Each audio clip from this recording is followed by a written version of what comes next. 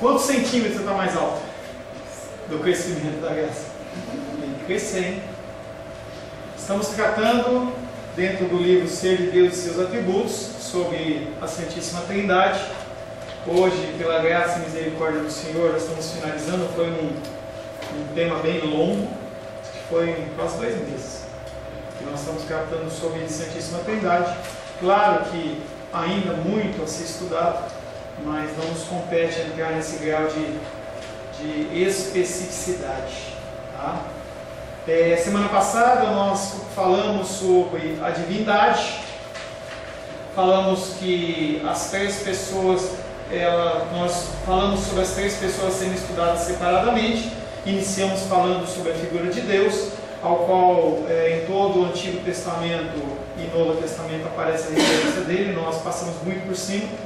Falamos também rapidamente sobre a figura da divindade de Cristo no Antigo Testamento. Também nós vimos muitos textos atestando a pessoa de Jesus Cristo no Antigo Testamento. Semana passada nós lemos Isaías capítulo 9, verso 6, falando: porque um menino se nos nasceu, um filho se nos deu, o governo está sobre os seus ombros, e o seu nome será maravilhoso, conselheiro, Deus forte, Pai da eternidade, príncipe da paz. Falamos também na semana passada sobre a divindade de Jesus Cristo no Novo Testamento. Nós lemos alguns textos, entre eles João capítulo 1, versos de 1 a 3. No princípio era o Verbo estava com Deus, e o Verbo era Deus. Falando sobre a divindade de Deus num tempo que não havia tempo, não havia relógio Cássio, não havia marcação de tempo, entendeu? Um tempo fora do tempo. Já conseguiu engolir direito mais ou menos, Lourdes? Ou Chile? Tempo fora de tempo?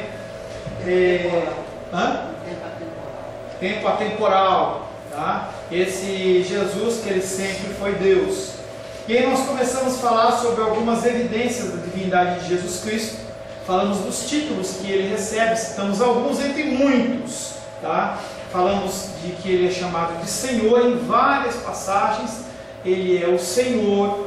Falamos que ele é Alfa e Ômega, ele é o começo e o fim, não no sentido temporal, mas no começo, quando não havia tempo, até um momento em que também não vai mais haver tempo. Ele é o Alfa e o Ômega. Alfa é a primeira letra do alfabeto grego, Ômega é a última.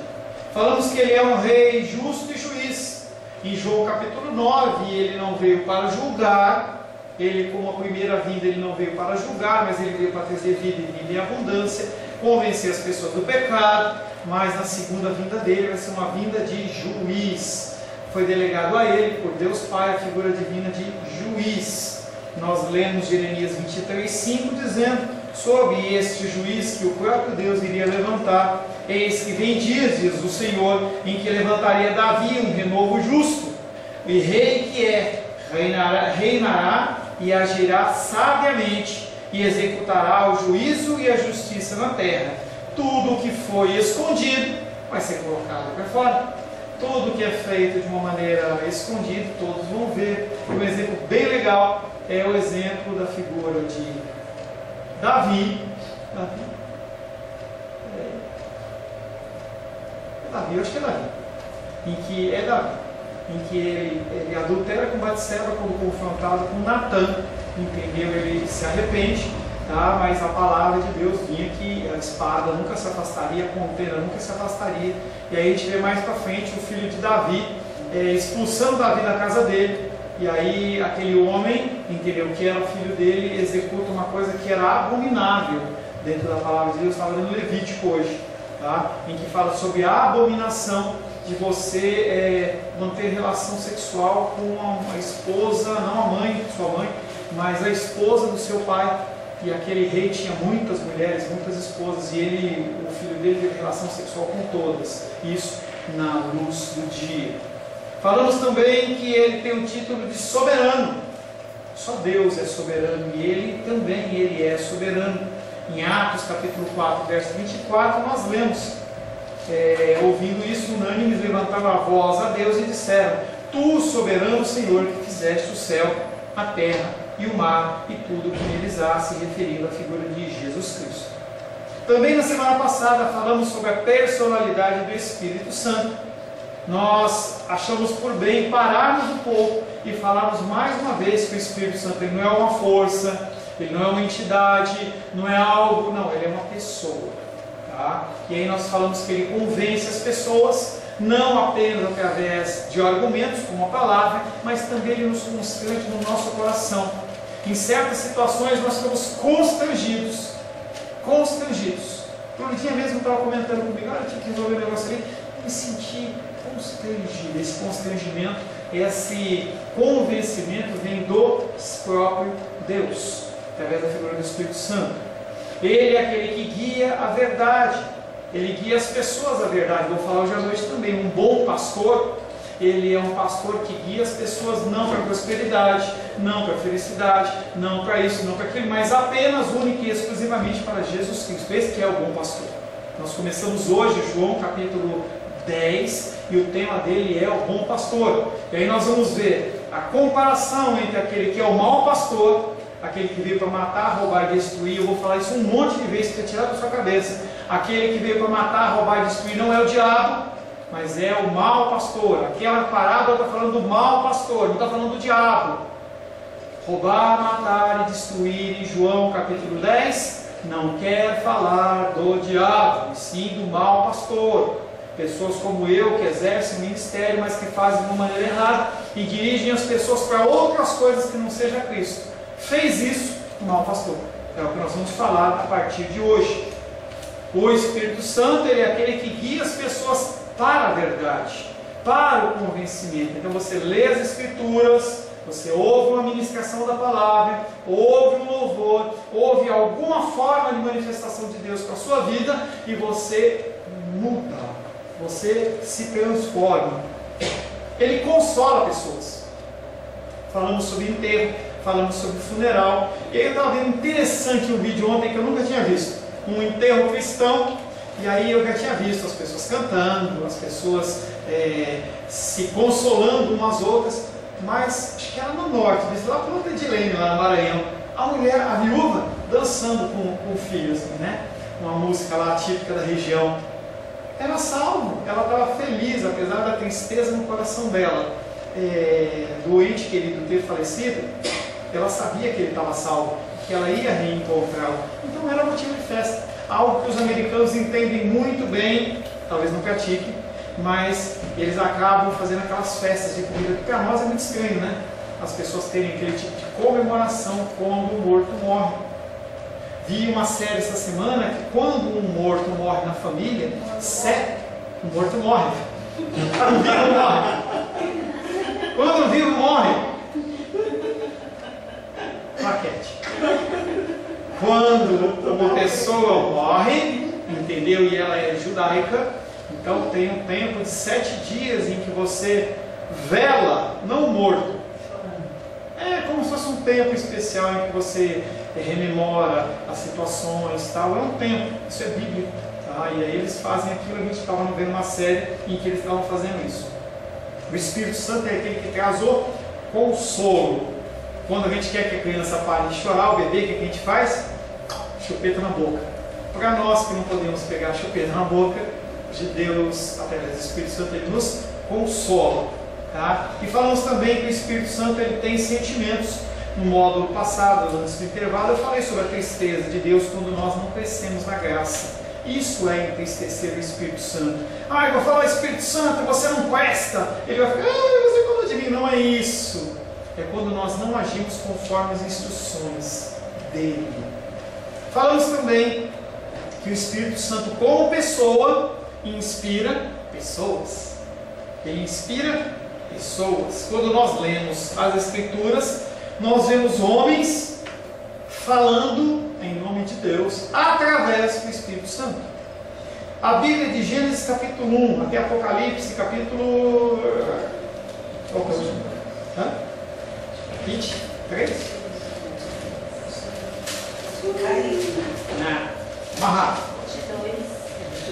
Apocalipse 22, verso 21, Gênesis 1:1 até Apocalipse 22, verso 21, todas as Escrituras foram inspiradas pelo mesmo Espírito Santo. Ele como que ditava para as pessoas.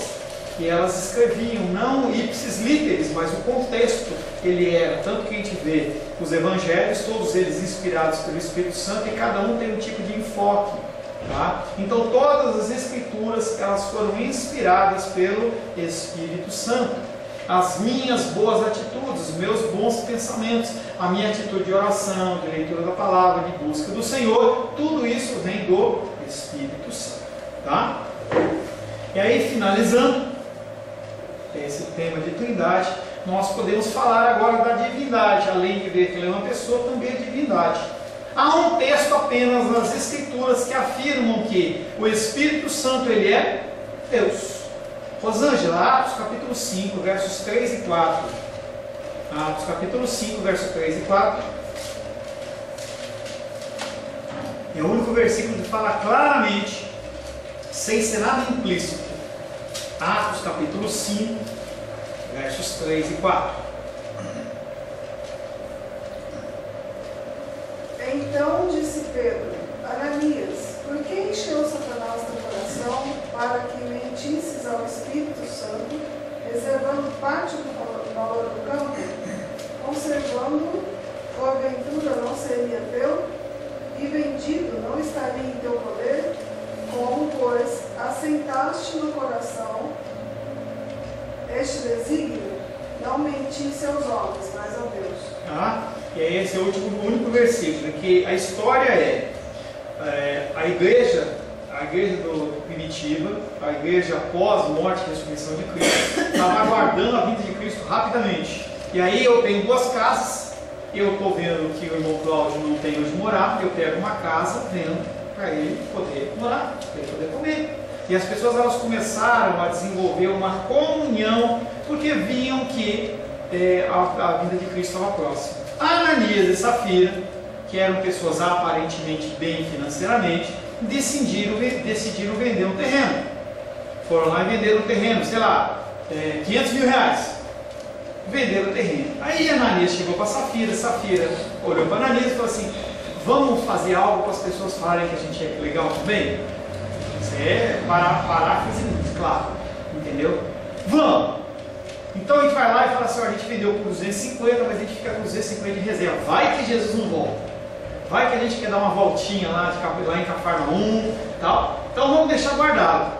Beleza. Chegou lá, Ananias. Olha, Pedro, como todo mundo está fazendo, também faço eu. Eu vendi um terreno meu de grande valor, estou depositando aqui o valor nas suas mãos. E aí a resposta de Pedro é: quem que encheu seu coração desta mentira? Não era seu? Se estava na sua mão, para que você quis vender? Não era para você ficar com tudo. Só que você mentiu ao Espírito Santo. Não mentiste a homens, mas mentiu a Deus. E aí ele morreu. Na sequência vem a mulher.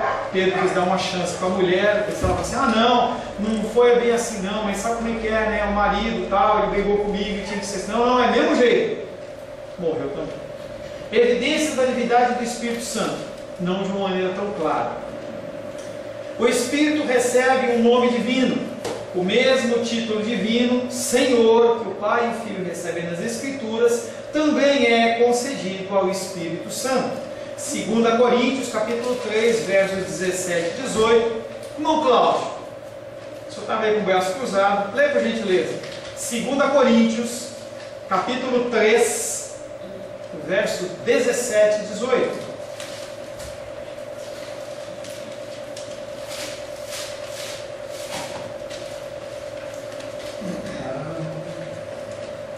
2 Coríntios, Mateus, Marcos, Lucas, João, Atos, Romanos, Coríntios. 2 Coríntios, capítulo 3, versos 17 e 18. 17, 18? Sim.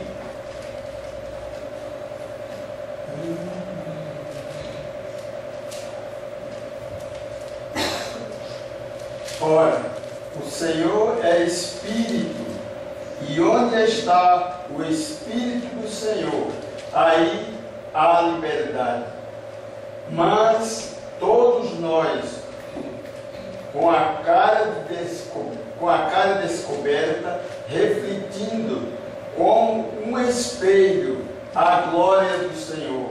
Somos transformados da glória em glória, na mesma imagem, como pelo Espírito do Senhor. Na minha versão ora, o Senhor é o Espírito, e no final, na sua própria imagem, como pelo Senhor o Espírito. E aí o Espírito Santo ele recebe o mesmo nome que Jesus Cristo recebe como Senhor, o mesmo nome que Deus Pai recebe como Senhor. O Espírito, que é o Senhor, quem opera em nós essa transformação para que atinjamos a imagem de Cristo Senhor. Ele age em mim, age em você, para que cada vez mais nós nos conformemos à imagem do Senhor. O Espírito possui também atributos divinos. Salmos 139, versos 7 e 8. Débora, Salmos 139, versos 7 e 8.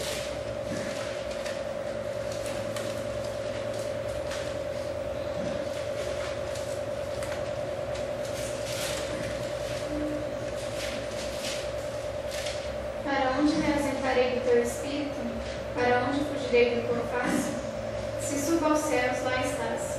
Se faça a minha cama no mais profundo abismo, lá estás também. Qual a característica de Deus estar em todos os lugares? Qual que é o nome?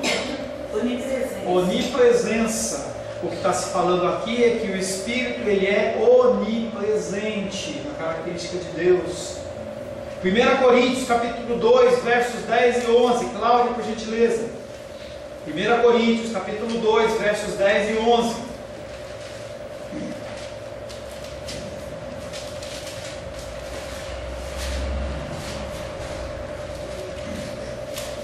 Mas Deus nos revelou pelo Espírito, porque o Espírito a todas as coisas perturba, até mesmo as profundezas de Deus. Porque qual dos homens sabe as coisas do homem, senão o próprio Espírito que nele está? Assim também as coisas de Deus ninguém as conhece, senão o Espírito de Deus. Quem sabe de tudo? Deus. Qual é a característica? Onisciência. O Espírito ele é onipresente. O Espírito ele é onisciente. Esse texto de 1 Coríntios dá evidências claras de que só o igual pode conhecer o igual. Como que a figura de Espírito Santo vai conhecer intimamente a figura de Deus Pai se ele não é Deus? Não é alguém que foi criado depois ou aparece depois, sempre teve contato. Quando nós olhamos para os filhos... Oi? Quer perguntar uma coisa? Ludinha? Não, ela quer saber qual era o versículo. Ah, tá. 1 Coríntios capítulo 2, versos 10 e 11. Tá? 10 e 11. E aí o Espírito Santo, para que ele possa conhecer realmente Deus na sua profundidade, a única forma é ele também ser Deus. Senão o conhecimento dele será um conhecimento o quê? Parcial, como é nosso em relação a Deus. Tudo que nós conhecemos é o que ele nos revelou, mas nós estamos muito aquém de conhecer Deus na sua integralidade. Talvez nunca venhamos a conhecer, não sei como vai ser na eternidade. João capítulo 3, versos 5 e 6, Sebastião.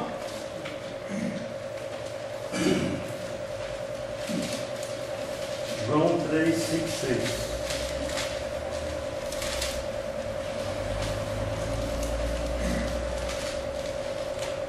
Capítulo 3, 5 e 6. Por favor. Respondeu Jesus: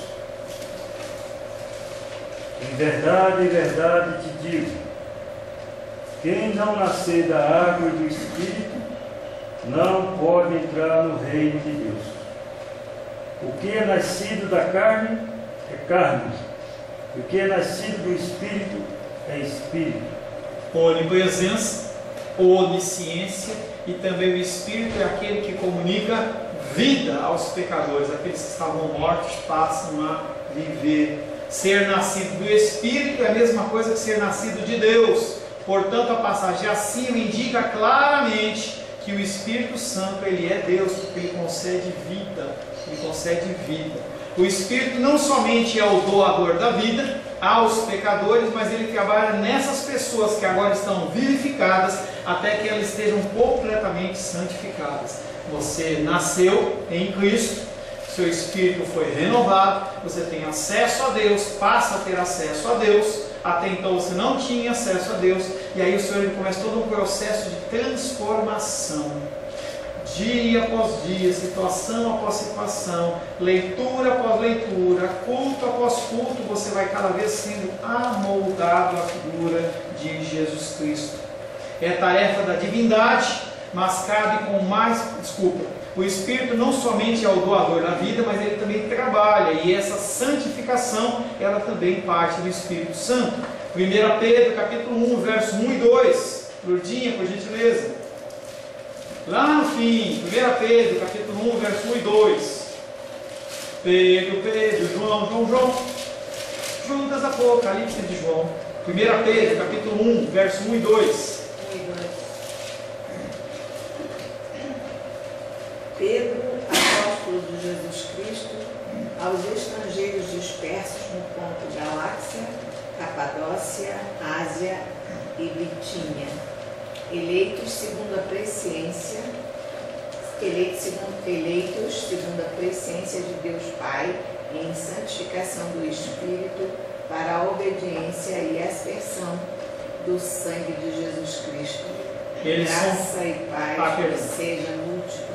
Tá? Tudo isso acontece para que haja a santificação através do Espírito Santo. Sem o Espírito Santo não há crescimento, não há mudança, permanece o mesmo. E aí você pode, com muito zelo, com muita decência, com muito cuidado, olhe para a vida das pessoas e veja se há esse fruto de crescimento, se há tudo isso. Mas está na igreja, mas há esse fruto de crescimento. Realmente o Espírito Santo tem agido na pessoa, ou ela simplesmente mudou de roupa. Uma roupa dizendo sou ímpio e a outra sou pecador, mas a roupa é a mesma. Qual a importância da doutrina da Trindade? Ela é importante. A doutrina da Trindade, que foi extremamente importante na história da igreja, e se não damos a devida importância a ela, o assunto da expiação fica totalmente sem sentido. O que é a expiação? O sacrifício de Cristo. Sem a ação da Trindade, fica sem sentido ter o pensamento da expiação, porque a expiação é a figura da Trindade, determina que uma das pessoas da Trindade desça para morrer, ressuscitar, para que aqueles que o Senhor escolheu antes da fundação do mundo tenham as suas vidas cobertas pelo sangue do Cordeiro e o seu pecado seja pago. Só que se Deus tivesse mandado para morrer na cruz do Calvário Paulo, o que ia acontecer é: por que eu tenho que morrer pela Edilene? Por que eu tenho que morrer pelo Cláudio? Seria no mínimo injustiça. A única forma dessa fórmula funcionar era a figura do próprio Deus. Ele que foi usurpado, ele que foi entristecido, ele que foi teve as suas leis fraudadas. Então ele mesmo se coloca como um sacrifício para que a conta fosse paga, porque não tem como quantificar o preço daquela música que a gente canta. Nunca saberei o preço que foi pago pela minha salvação. Nunca você vai saber. Não dá para você imaginar. Talvez você vendo o filme A Paixão de Cristo, você imagine aqueles flagelos físicos e só isso, tá? Até o Sebastião estava falando hoje, agora no intervalo, falando assim: sabe que você acha que Jesus Cristo não teve dor de dente? Ou dor de barriga? Ou qualquer outra coisa? Tem pessoas que acreditam que Jesus Cristo, ele colocava a mão assim, passou. Não, ele sentia dores, tinha dificuldades. Tanto que ele fala que no mundo tereis aflições, tem de bom ânimo porque eu venci o mundo. Qualquer coisa que você diz que você sentiu, ele também. Pastor, eu sou mulher e eu tenho menstruação. E Jesus disse: não, querido, não é isso, mas a dor ele sentiu, o mal-estar, os desconfortos, como ele também teve. A doutrina da Trindade é aquela que dá o suporte para o quê? Essa expiação de Cristo, o próprio Deus se colocando como sacrifício. Se não há Trindade, não há encarnação. Se não há encarnação do Verbo, a expiação torna-se apenas uma apresentação teatral, sem qualquer significado. O que foi aquele sacrifício? Nada. Não tem sentido nenhum. Parece que é apenas um grande teatro para depois, onde que é aqui em Planaltina que tem, né? A morte de Cristo. Nunca fui, deve ser bem bonito. Tá? Só para ter aquilo, para ter um teatro? Não, não é só para aquilo. Tem sentido espiritual. Se foi apenas um homem que morreu na cruz em nosso lugar, em nosso favor, nós ainda estamos mortos em nossos pecados. Então a nossa fé, ela é vã. Eu estou procurando fazer isso, eu estou procurando andar correto, eu parei de falar palavrão, eu tentei, eu me policio, eu não vejo pornografia, eu não faço isso, faço aquilo outro, porque a lei dos... Não, se Jesus Cristo não morreu e não ressuscitou, isso não tem sentido nenhum. Você continua sendo culpado, você vai para o inferno. Se não houver a figura da Trindade, essa é a verdade. 1 Coríntios, quem vai ler sou eu, mas você tem que abrir. Se você não abrir, eu não leio. 1 Coríntios, capítulo 13, versos 15 a 21. Só a titia que não precisa abrir, porque ela já sabe de cabeça. Esse texto ela já leu muito, entendeu? 1 Pedro, capítulo 13, versos de 15 a 21. Opa! 1 Coríntios, desculpa. Não, está errado aqui então, peraí. Não tem 13, de 15 a 21. Deixa eu ver se é assim.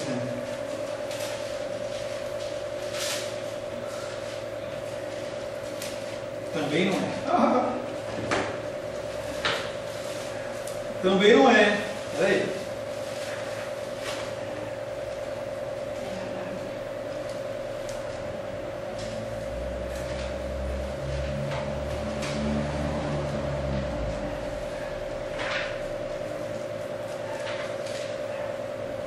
Não vamos ler. Eu não sei qual é. Eu estou com um livro aqui de onde eu tirei o material, não sei de onde eu puxei esse versículo. Não. Bom, não importa. Se não dermos a devida importância a essa doutrina, o assunto da justificação pelo sangue de Cristo fica totalmente prejudicado. As nossas culpas continuariam conosco. Se você lembrar, o texto é aquele texto de Coríntios que o apóstolo Paulo fala que se Jesus Cristo não tivesse morrido e ressuscitado, é vã a nossa fé. Tá? Se não dermos a devida importância a essa doutrina, o assunto da justificação pelo sangue de Cristo fica totalmente prejudicado. As nossas culpas continuariam conosco, porque um homem simplesmente não pode levar a culpa de todos os homens, morrendo na cruz, sem condição de ressuscitar por seu próprio poder. Se não houvesse a Trindade, ainda estaríamos com a dívida por pagar, porque o Redentor é Deus, que é homem, e então nós podemos ter a nossa dívida cancelada. Amém, queridos? Amém. Achou, Claudinho? Não? Mas o texto é esse, tá? Se você ler Coríntios, você vai encontrar esse texto em que o apóstolo Paulo ele diz que se Jesus Cristo não ressuscitou, em vão é a nossa fé. Vamos orar. Senhor, em nome de Jesus, agradecemos a Ti porque podemos, ao redor destes encontros, estudar sobre a Trindade do Senhor. Esse tema tão importante, tão negligenciado, muitas vezes no meio da igreja cristã, como algo, Pai, que nos tem sentido, algo sem valia. Mas nós sabemos, Pai, que o Senhor age segundo os Teus propósitos e todas as Escrituras elas são inspiradas pelo Senhor com o objetivo de nos capacitar a Te conhecer mais. Por isso, Pai, Te entregamos nas Tuas mãos todos esses encontros em que nós falamos sobre a Trindade, que nós possamos reconhecer Deus Pai como Deus, Jesus Cristo, Filho como Deus, Espírito Santo também como Deus, cada um como uma pessoa independente, cada um, Pai querido, com funções, com atribuições específicas e que são todas elas sujeitas à figura de Deus Pai, e que o Senhor vive, Pai querido, desde a eternidade, sempre de uma maneira completa e perfeita, e através da Tua graça e misericórdia, o Senhor nos criaste, Pai, esse mundo tão lindo e maravilhoso, nos deste, Pai, uma vida que é para ser abundante, mas que devido ao pecado, muitas vezes, Pai, nos desvirtua e faz com que nós tomemos direções erradas, que nós possamos cada vez mais nos conformarmos à Tua vontade, ao Teu querer, nos apresentando a Ti, cada vez mais similares, parecidos, semelhantes à figura do Seu Filho amado, Jesus Cristo. Em nome de Jesus, também desde já consagramos a Ti o próximo tema que nós trabalharemos dentro desse estudo, que é os atributos de Deus, em que nós poderemos conhecer um pouco mais, Pai, das Tuas características. Nos abençoa, é o que te pedimos, Pai, em nome de Jesus. Amém. Amém. É 1 Coríntios 15, do 13 ao 15. Vamos ler. 1 Coríntios 15.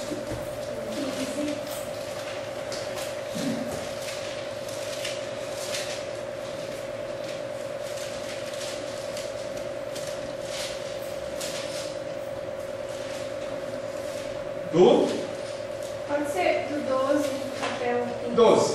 1 Coríntios, capítulo 15, verso 12 em diante.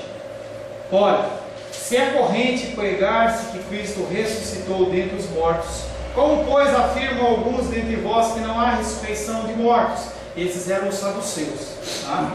E se não há ressurreição de mortos, então Cristo não ressuscitou.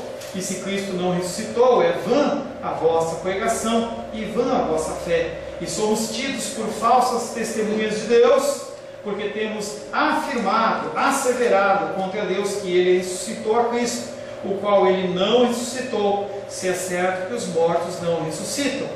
Porque se os mortos não ressuscitam, também Cristo não ressuscitou. E se Cristo não ressuscitou, é vã a vossa fé, e ainda permaneceis nos vossos pecados. E ainda mais, os que dormiram em Cristo pereceram. Se a nossa esperança em Cristo se limita apenas à nossa vida, somos os mais infelizes de todos os homens.